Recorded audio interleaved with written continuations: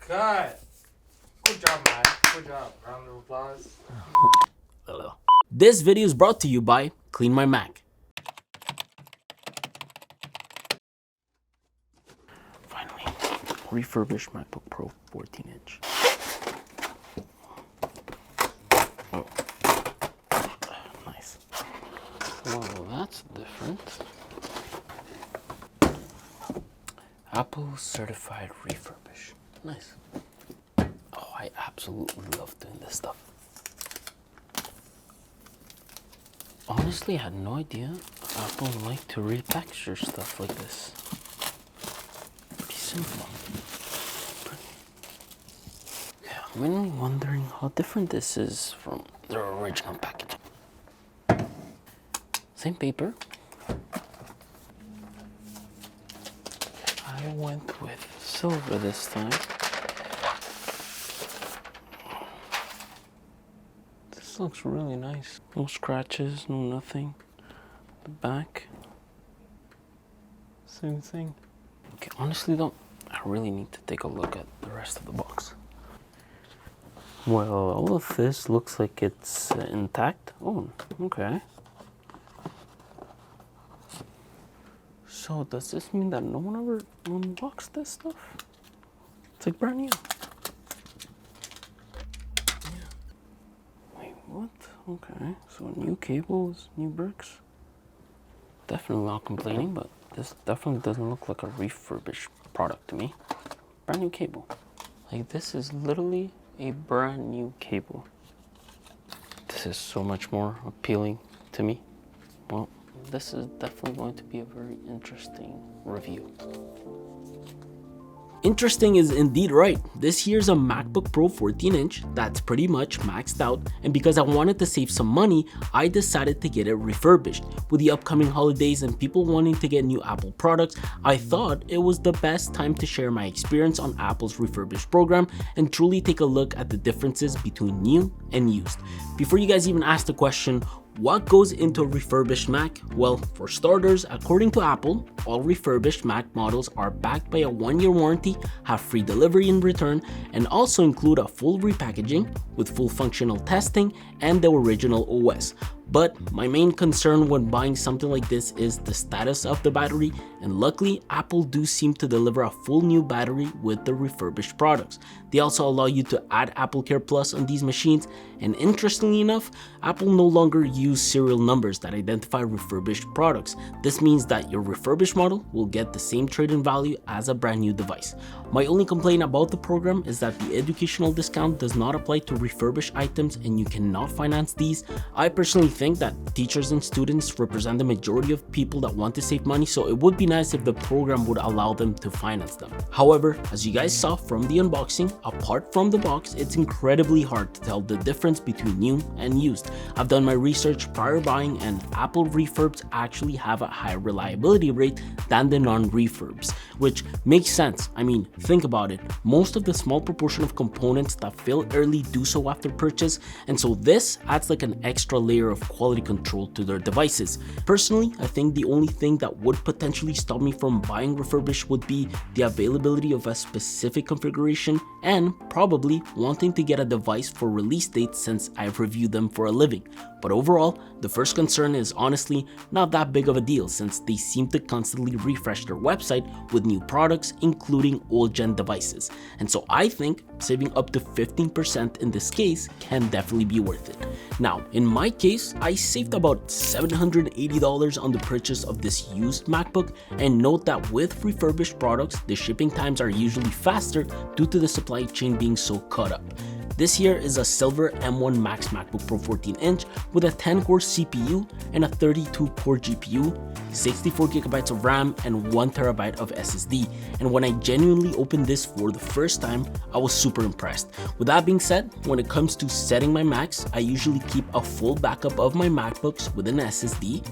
It's probably my biggest tip so you can get up and running as soon as possible. It basically allows me to install pretty much 90% of the things I have on my MacBook Pro into this new one, and that includes one of my favorite apps, the sponsor of this video, Clean My Mac. It's like one of the very first apps I suggest you get and install on your Macs. It's responsible for taking care of your entire computer when it comes to maintenance, optimization, and security.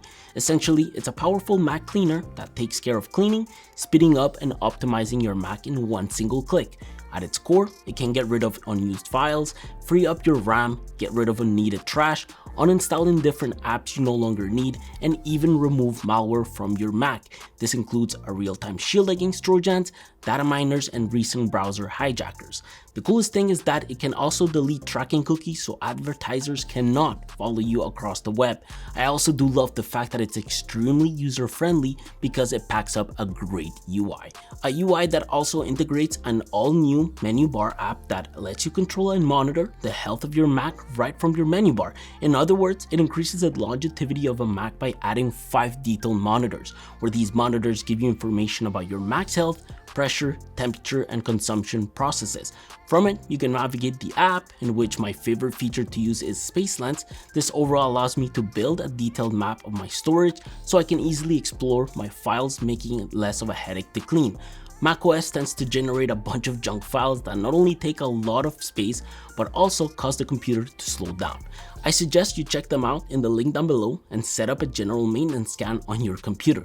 After installing all the necessary apps, I usually like resizing my dock, making sure I have the apps required for a machine like this, and tweak a few of the settings I like to have established on my MacBooks. If you did get a refurbished MacBook, please do make sure to check your battery cycles. This will very much tell you if you got a brand new battery or not. I do have a full video on how I like setting up my MacBooks, by the way. I'll leave a link to it down below. With all this ready to be used, if you do decide to buy a refurbished MacBook, please do your due diligence and examine them. I usually like to go over the body itself. On this model, I made sure the front panel and lower panel were not scratched. Actually, with proper lighting, you can definitely reveal tricky scratches and really examine your device, especially around the Apple logo area. In my case, this is as good as new. I also checked the corners, which were perfect, checked the hinges, made sure those were sturdy by knowing the laptop closed properly, and if you turn it around, you should definitely not have any missing screws. It of course is important to note that they all match and that the lower panel is all around well put together on the chassis. On my model, the exhaust vents towards the sides and back were actually in perfect condition, and even the feet were pretty much intact. Honestly, I'm starting to wonder if this MacBook was ever even used. Another point worth mentioning is serial numbers. Make sure those match the one on the box. Mistakes can be made during quality control, and so just to save your butt, make sure those match. On the body itself, the last checkup I did was the status of the ports. When these get used extensively, you can see they tend to scratch, which is normal, but check yours as some of them tend to get way too beaten up. I'm lucky that my model is pretty much physically intact. Inside, I think the 3 most important things to be checked are the display, the trackpad and keyboard, as well as the speakers. Yeah, okay, well, make that 4 things to be checked. When it comes to a keyboard, I usually like to make sure all the keys are leveled, meaning that none of them are popping out more than the others. On my refurb model, I tested and made sure every single key worked. I also make sure the function keys also worked, as well as the Touch ID and the power button. When checking keys, by the way, make sure the travel is smooth and none of the surrounding keys rattle, especially the spacebar and the keys towards the middle of the chassis, mainly because the spacebar is the biggest key and the middle keys are where the laptop tends to get the hottest. When it comes to the trackpad, it's a bit of a different story. Make sure to check force touch and the haptic feedback. It's important to ensure that the pressure sensitivity of the trackpad works as it's supposed to. I usually like clicking around, dragging things, and even changing the speed of the cursor. Overall, on my unit, the motor that produces the haptic feedback and make that little clicking sound works as it's supposed to. Note that it should work all over the area of the trackpad. The rest was the usual for me, like making sure double clicks works, right click works, and even all the gestures that MacBook's trackpad delivers. As a whole, this area seemed to have no scratches. There was absolutely no signs of greasy keycaps, dust buildup, or even signs of the top chassis ever being used. It very much looks like a brand new MacBook, especially towards the grill of the speakers, which are areas that tend to get beaten up at times. Just do make sure the speakers don't make anything on the chassis rattle.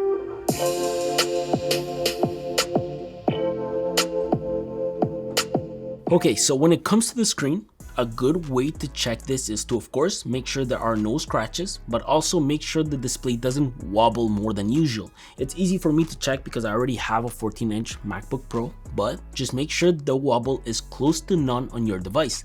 The notch area is a good one to examine as well. Mine isn't cracked or anything like that, pretty much brand new. The camera works well. ProMotion delivers hertz as it's supposed to, and the display blooming is not really an issue like always. It's one of those things that brings you to making sure full brightness levels can be attained.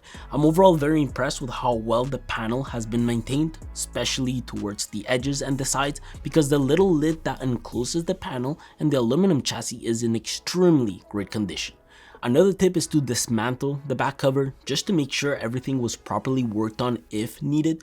I like grabbing reference pictures on the internet and just comparing my internals to those. It definitely adds to the process since you need to make sure you have the right tools to open this up, and you also need to understand what you're looking at.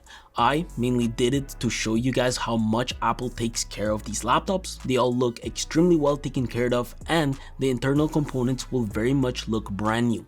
Remember, these machines have better quality control compared to the new ones. In terms of performance, only time will tell. I really don't have a second unit with the same specs so I can base my tests from, but from the small tasks I've been doing with it up to now, everything looks good to me. I made sure the SD card slot worked. It's actually faster than my base model MacBook Pro, which I'm pretty sure has a faulty slot. I also made sure MagSafe worked, both USB-C ports, and just for the heck of it, make sure it connects to two displays with HDMI and is very much able to supply power at the same time to the laptop. I also stress tested the CPU with Cinebench to make sure the fans were working properly and the chassis reached its common temperatures. As a whole, I'm very happy with the overall way the laptop has been performing. I should be getting expected battery life since it's indeed a brand new battery in here. I really wanted to give you guys an overview of a refurbished MacBook. You really don't need to be as skeptical as I was for this review unless you are buying refurbished from a third-party store. Remember that Apple adds their own certification to these and they deliver the same policy as if your laptop was a new one. You might get a unit that's dusty and seems a bit more worn out, but remember to check and test them if you're skeptical. Now that I did this video, I'm a bit torn about buying brand new, to be honest. I think it only makes sense if I'm either reviewing a laptop or I can't seem to find the spec I want. I'm quite happy I tested their refurbished program myself. I'm excited to see how this laptop will age, especially since it's going on my new desk setup coming next week. I will keep you guys posted on that. Just make sure you hit the notification bell so you guys stay tuned. Take care, guys. I'll see you soon.